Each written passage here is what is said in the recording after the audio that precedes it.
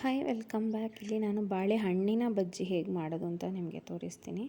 ಬಾಳೆಹಣ್ಣಿನ ಬಜ್ಜಿ, ಬಾಳೆಹಣ್ಣು ಹಣ್ಣಾಗಿರಬೇಕು, ಹಾಗೆ ತುಂಬ ಸೂಪರಾಗಿ ಬರುತ್ತೆ. ಈ ಥರ ಪ್ಲೇಟಿಂಗ್ ಎಲ್ಲ ಮಾಡಿ ಪ್ರೆಸೆಂಟ್ ಮಾಡಿದರೆ ಸಖತ್ತಾಗಿರುತ್ತೆ. ಒಂಥರ ನಾವು ಕಾಂಪಿಟೇಷನ್ಗೆಲ್ಲ ಏನಾದರೂ ಟ್ರೈ ಮಾಡಬೇಕಾದ್ರೆ ಈ ಥರ ಪ್ಲೇಟಿಂಗ್ ಎಕ್ಸ್ಪೆಕ್ಟ್ ಮಾಡ್ತಾರೆ. ಸೊ ಒಂದು ಇದು ಪಾತ್ರೆಗೆ ಕಡಲೆ ಹಿಟ್ಟು, ಹಾಗೆ ಒಂದು ಸ್ವಲ್ಪ ಅಕ್ಕಿ ಹಿಟ್ಟು ಬದಲಿಗೆ ಕಾರ್ನ್ಫ್ಲೋರ್ ಹಾಕ್ಕೊಳ್ಬೋದು. ಹಾಗೆ ಒಂದು ಸ್ವಲ್ಪ ಉಪ್ಪು, ಕೊತ್ತಂಬರಿ ಪುಡಿ, ಜೀರಿಗೆ ಪುಡಿ, ಹಾಗೆ ಖಾರದ ಪುಡಿ ಹಾಕ್ಕೋಬೇಕು.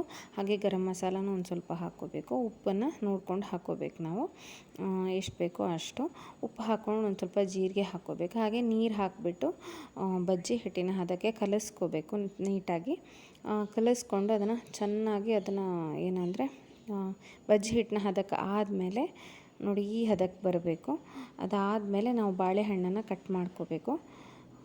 ಈ ಥರ ಕಟ್ ಮಾಡಿಕೊಂಡು ನಾನು ಮಧ್ಯದಿಂದ 2 ಭಾಗ ಮಾಡಿದ್ದೀನಿ. ಆಮೇಲೆ ಸ್ವಲ್ಪ ದಪ್ಪಕ್ಕೆ ಹಿಂಗೆ ಉದ್ದುದ್ದಕ್ಕೆ ಕಟ್ ಮಾಡ್ಕೋಬೇಕು. ಸ್ಲೈಸ್ ಥರ ಮಾಡ್ಕೊಂಡು ಅದನ್ನು ನಾವು ಏನು ಬಜ್ಜಿ ಹಿಟ್ಟು ಮಾಡಿ ಇಟ್ಕೊಂಡಿದ್ದೀವಿ ಅದಕ್ಕೆ ಅಕ್ಕಿ ಹಿಟ್ಟು ಅಥವಾ ಕಾರ್ನ್ಫ್ಲೋರ್ ಹಾಕೋದು ಕ್ರಿಸ್ಪಿಯಾಗಿ ಬರೋದಕ್ಕೆ. ಅದಾದಮೇಲೆ ಕಾದ ಎಣ್ಣೆಯಲ್ಲಿ ನಾವು ಇದನ್ನು ಬೇಯಿಸ್ಕೋಬೇಕು.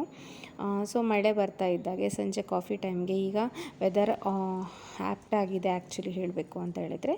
ಸೊ ಆವಾಗ ಚೆನ್ನಾಗಿರುತ್ತೆ. ಈ ಬಾಳೆಹಣ್ಣಿನ ಬಜ್ಜಿ ಹೇಗೆ ಅನ್ನಿಸ್ತು ಅಂತ ಹೇಳಿ, ಹಾಗೆ ನೀವು ಟ್ರೈ ಮಾಡಿ ನಿಮ್ಮ ಅಭಿಪ್ರಾಯನ ಕಮೆಂಟ್ ಸೆಕ್ಷನ್ ತಿಳಿಸಿ. Thank you.